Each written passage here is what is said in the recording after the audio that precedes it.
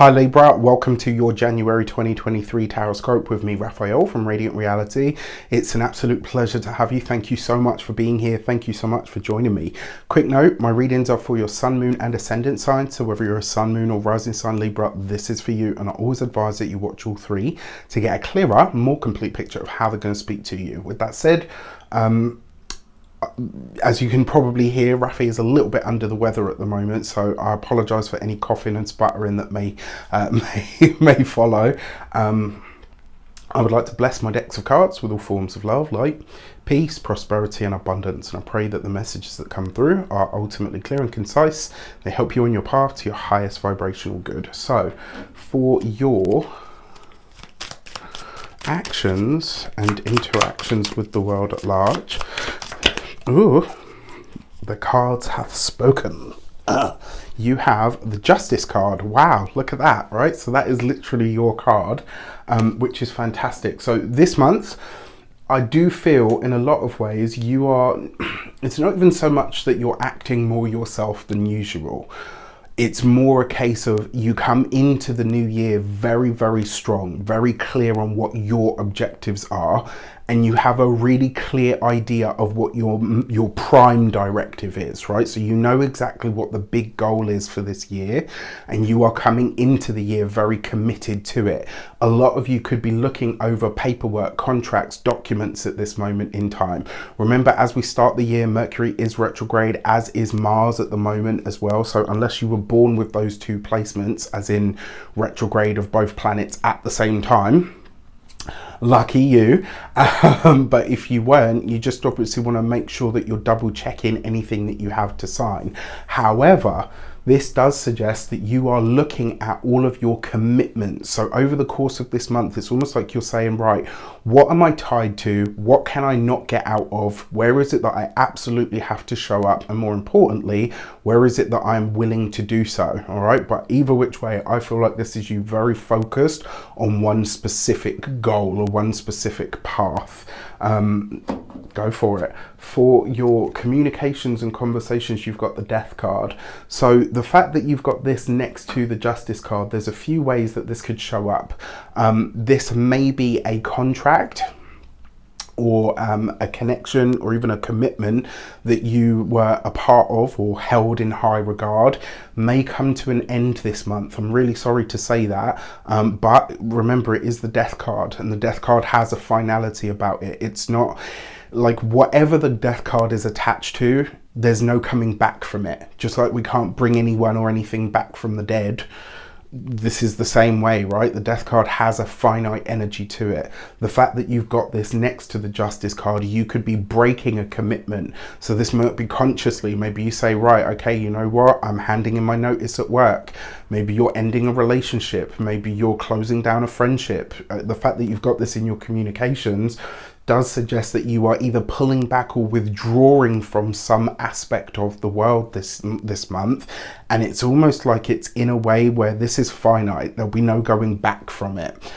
So a very interesting energy. Now, another way that it could show up as well, this could be from the outside. I mean, you've got the Justice card in the actions and interactions, so you know, which is about what you do. So it's possible that it could be led by you, but it's also possible that you could get a phone call to say, look, you know what, we're having to lay certain amount of people off, or we're having to, do you know what I mean? Like there's something coming to an end this month. So, you know, it will be different for obviously each and every one of you. For your heart and half sector, you've got the Four of Pentacles. So when it comes to love, relationships, the Four of Pentacles suggests that some of you are holding on to a partnership. It does also suggest that maybe finances, money and resources could be a big topic of conversation at this point. When it comes to the Four of Pentacles, yes, it can be holding on too strong and all the rest of it, but it very often talks about money, finances, resources. It very often talks about the savings pot, actually. I see this come up a lot for that energy. Now, the Four of Pentacles is the number 4. You've got the Death card there, which is number 13. 1 and 3 gives you 4. 2 4s represents insomnia. And so there is a possibility that this month, maybe the relationship, the partnership, or the commitment that you're in is giving you a little bit of a sleepless time. I hope that's not the case, but you know, it is possible with this combination. You've got this here with the Death card as well, which almost suggests that maybe a conversation around finances or resources kind of sees you and your partner say, okay, we're going different ways on this. Maybe not necessarily calling it quits in the relationship, but it's like, you know what, we're going to separate our finances for whatever reason. Now, for those of you that are single and looking, the Four of Pentacles kind of suggests you're more focused on work, money, finances, how to get ahead, and your prime directive this month than you are really about any sort of relationship. I will say, don't be closed off to it this month though, because as you know, the universe always has a way of surprising us. For your money and materials, you have the Queen of Swords. So it is the finances that are going to be causing potential arguments and issues this month. I hope that's not the case, but the Queen of Swords is a battle card. And so when you've got this in your finances or your resources, maybe there is a contractual dispute of some sort that comes up. Maybe there's the breaking of a contract. Maybe there's you wanting to find a way to wriggle out of a contract. And it is a possibility as well. Let's say you're in one and you're like, oh, you know what, I really wish I could get rid of this. You might actually be granted your wish this month. So that could actually be very positive. Now, on the other end of the spectrum, the Queen of Swords does suggest that there's something, I feel like this is you saying, you know what, I'm not willing to pay for this anymore. It's not fit for service. It's not doing what it's supposed to do. And it's kind of like, almost like you're saying, well, why is this costing me if I'm not getting what it's supposed to be doing? It'll be interesting to see how that shows up. All right, your first week of the month, you've got the Devil card with the Justice card. So this first week of January, it's almost like you've got a death grip on something, because the Justice card is like, this is me, what I'm committed to. The Devil card is like that. It can be healthy obsession, but coupled with the Justice card, I would be mindful of anything that you're putting your name to.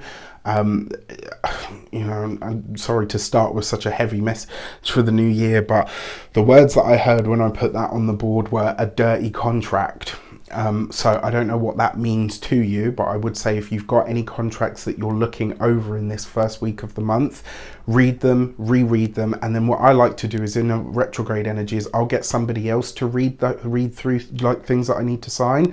Because the thing is, you know, sometimes you're so tied to it that you don't see the stuff, you know, that maybe you're missing. So that fresh pair of eyes or fresh perspective might be really handy. For the second week of the month, you've got the Hanged Man. I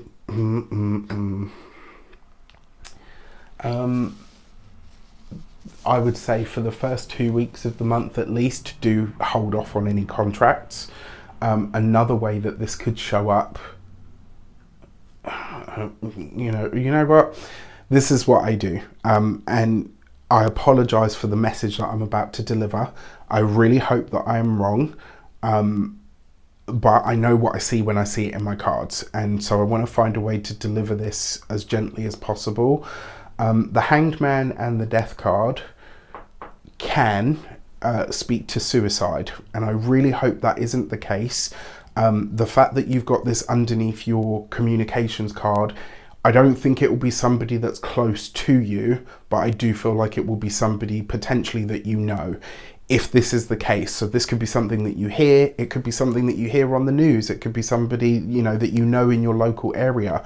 I really hope I'm wrong on that front. That's the heaviest sort of energy of this combination. On the other side of it, this could literally see you kind of holding back on making a decision that you know is going to be a deal breaker. So it's kind of like, yes, you know what, once I make this decision or this declaration, I know that this thing has come to an end and I don't know where I'm at with it at this moment in time. So again, it'll be, you know, interesting to see how that shows up. You might as well, you know, potentially, maybe you're saying, you know what, well, so-and-so has told me that my job's coming to an end and I can get a severance package, and you're kind of like hanging back, like, do I fight for my job or do I take the money and run and, you know, find something else? So there's something here where it's like, you know that this is the sort of end point, but you're just trying to think about how you negotiate getting out of that end point. For your third week of the month, you've got the Emperor. So technically here you have 2 fours, but you know, because the Emperor is number 4, the 4 of Pentacles is right above. Anything where you've got banks, building societies, places of finances, money, resources, it looks like, so for those of you that are partnered, you could be having conversations around borrowing money, resources, mortgages, all of that kind of stuff. This is not really the right time to sign off on those kinds of things. It's a great time to do the research behind them, absolutely. And then obviously because you've got the Death card there as well, which is also it's number 13, which is also another 4. 3 fours is a subject for reflection, where you are bringing your finances and another person's finances together. You want to be really mindful about this month. If they are already intertwined, maybe you're looking at how to sort of untangle them. That's a possibility. On the more positive side of things, what this actually suggests is there are deep conversations around how to move forward as a couple, and that's really nice. If you are single, you could potentially be meeting somebody who is what I would call like a proper straight lace. So you could be, you know, you're here watching a tarot reading, so you know, you're a little quirky, you're a little artistic, you're a little creative, right? They might be the complete opposite of that, and that may be the thing that sort of really draws you together. To be honest with you, it's something that I kind of enjoy in my relationships. I always want to be respected for my beliefs and the things that I do, absolutely, but it's nice to have somebody that's not into and does all of the same things as you, because 1, you get that different perspective, and 2, when you're off the clock, you can be off the clock, right? So just my 2 pence. For your 4th week of the month, you've got the World card. So you've got this underneath the 4 of Swords, the Queen of Swords. So when it comes to your 4th week of the month, there are big conversations about your community, about where you live, about how you live there. And because you've got this with the Queen of Swords in the money sector, there's potentially you breaking away from this in some regard. That I feel is quite interesting, and I think for you guys, this is what I have my eye on. So your moons, whenever I'm talking the astrology of the moons, I'm always talking about your ascendant first, to a lesser degree, but still relevant, the sun and the moon.